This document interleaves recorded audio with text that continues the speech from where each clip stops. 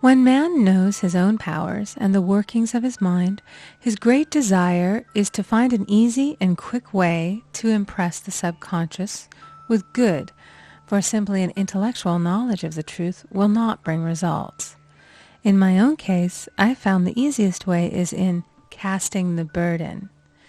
A metaphysician once explained it in this manner. He said, "The only thing which gives anything weight in nature is the law of gravitation, and if a boulder could be taken high above the planet, there would be no weight in that boulder." And that is what Jesus Christ meant when he said, "My yoke is easy and my burden is light." He had overcome the world vibration and functioned in the fourth dimensional realm, where there is only perfection, completion, life, and joy.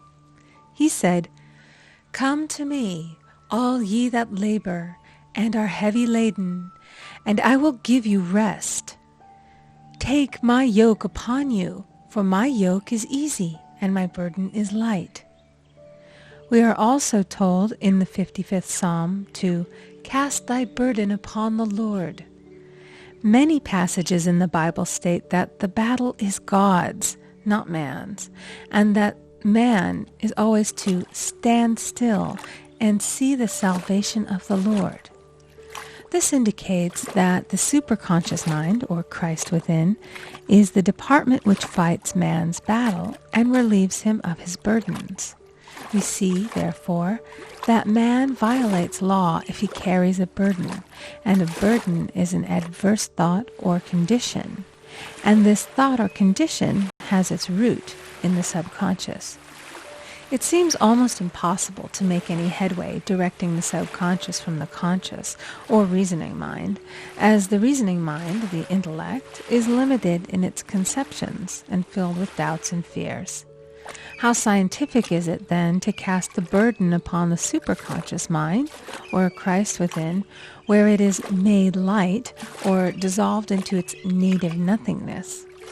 For example, a woman in urgent need of money may light upon the Christ within, the superconscious, with the statement, "I cast this burden of lack on the Christ within, and I go free to have plenty." The belief in lack was her burden, and as she cast it upon the superconscious with its belief of plenty, an avalanche of supply was the result.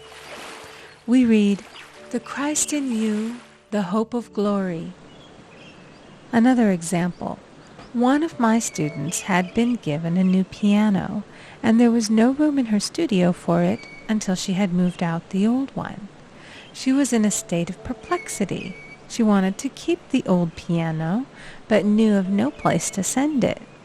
She became desperate, as the new piano was to be sent immediately. In fact, it was on its way, with no place to put it. She said it came to her to repeat, "I cast this burden on the Christ within, and I go free." A few minutes later, her phone rang, and a woman friend asked if she might rent her old piano, and it was moved out. A few minutes before, the new one arrived. I knew a woman whose burden was resentment. She said, "I cast this burden of resentment on the Christ within, and I go free to be loving, harmonious, and happy."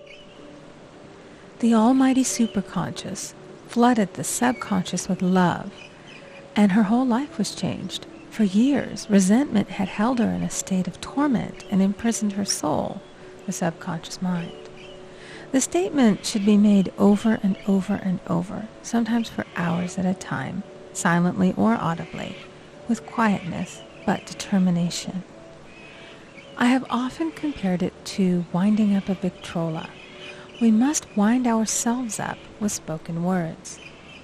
I have noticed in casting the burden, after a little while, one seems to see clearly. It is impossible to have clear vision while in the throes of carnal mind. Doubts and fear poison the mind and body, and imagination runs riot, attracting disaster and disease. In steadily repeating the affirmation, "I cast this burden on the Christ within and go free," the vision clears, and with it a feeling of relief and sooner or later comes the manifestation of good, be it health, happiness, or supply. One of my students once asked me to explain the darkness before the dawn. I referred in a preceding chapter to the fact that often, before the big demonstration, everything seems to go wrong, and deep depression clouds the consciousness. It means that out of the subconscious are rising the doubts and fears of the ages. These old derelicts of the subconscious rise to the surface to be put out.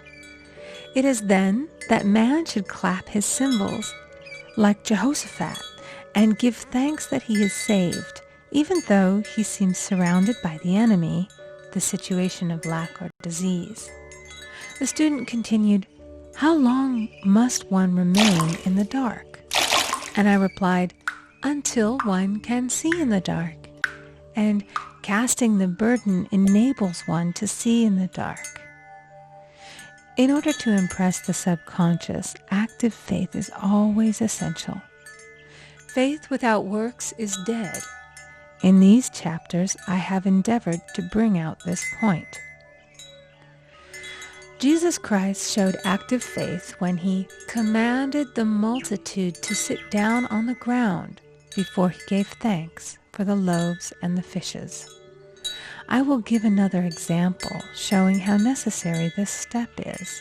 In fact, active faith is the bridge over which man passes to his promised land. Through misunderstanding, a woman had been separated from her husband, whom she loved deeply. He refused all offers of reconciliation and would not communicate with her in any way. Coming into the knowledge of spiritual law, she denied the appearance of separation. She made this statement: "There is no separation in divine mind. Therefore, I cannot be separated from the love and companionship which are mine by divine right." She showed active faith by arranging a place for him at the table every day, thereby impressing the subconscious with a picture of his return. Over a year passed, but she never wavered, and one day he walked in. The subconscious is often impressed through music. Music has a fourth-dimensional quality and releases the soul from imprisonment. It makes wonderful things seem possible and easy of accomplishment. I have a friend who uses her Victrola daily for this purpose. It puts her in perfect harmony and releases the imagination. Another woman often dances while making her affirmations. The rhythm and harmony of music and motion carry her words forth with tremendous power. The student must remember also not to despise the day of small things. Invariably, before a demonstration come signs of land. Before Columbus reached America, he saw birds and twigs, which showed him land was near. So it is with a demonstration, but often the student mistakes it for the demonstration itself and is disappointed. For example, a woman had spoken the word for a set of dishes. Not long afterwards, a friend gave her a dish which was old and cracked. She came to me and said, "Well, I asked for a set of dishes, and all I got was a cracked plate." I replied, "The plate was only signs of land. It shows your dishes are coming. Look upon it as birds and seaweed." And not long afterwards, the dishes came. Continually making believe impresses the subconscious. If one makes believe he is rich and makes believe he is successful, in due time he will reap. Children are always making believe, and "Except ye be converted and become as little children, ye shall not enter the kingdom of heaven." For example, I know of a woman who was very poor, but no one could make her feel poor. She earned a small amount of money from rich friends who constantly reminded her of her poverty and to be careful and saving. Regardless of their admonitions, she would spend all her earnings on a hat or make someone a gift and be in a rapturous state of mind. Her thoughts were always centered on beautiful clothes and rings and things, but without envying others. She lived in the world of the wondrous, and only riches seemed real to her. Before long she married a rich man, and the rings and things became visible. I do not know whether the man was the divine selection, but opulence had to manifest in her life, as she had imaged only opulence. There is no peace or happiness for man until he has erased all fear from the subconscious. Fear is misdirected energy and must be redirected or transmuted into faith. Jesus Christ said, "Why are ye fearful, O ye of little faith? All things are possible to him that believeth." I am asked so often by my students, "How can I get rid of fear?" I replied, by walking up to the thing you are afraid of. The lion takes its fierceness from your fear. Walk up to the lion, and he will disappear. Run away, and he runs after you. I have shown in previous chapters how the lion of lack disappeared when the individual spent money fearlessly, showing faith that God was his supply and therefore unfailing. Many of my students have come out of the bondage of poverty and are now bountifully supplied through losing all fear of letting money go out. The subconscious is impressed with the truth that God is the giver and the gift. Therefore, as one is one with the giver, he is one with the gift. A splendid statement is, "I now thank God the giver for God the gift." Man has so long separated himself from his good and his supply, through thoughts of separation and lack, that sometimes it takes dynamite to dislodge these false ideas from the subconscious, and the dynamite is a big situation. We see in the foregoing illustration how the individual was freed from his bondage by showing fearlessness. Man should watch himself hourly to detect if his motive for action is fear or faith. Choose ye this day whom we shall serve, fear or faith. Perhaps one's fear is of personality. Then do not avoid the people feared. Be willing to meet them cheerfully, and they will either prove golden links in the chain of one's good or disappear harmoniously from one's pathway.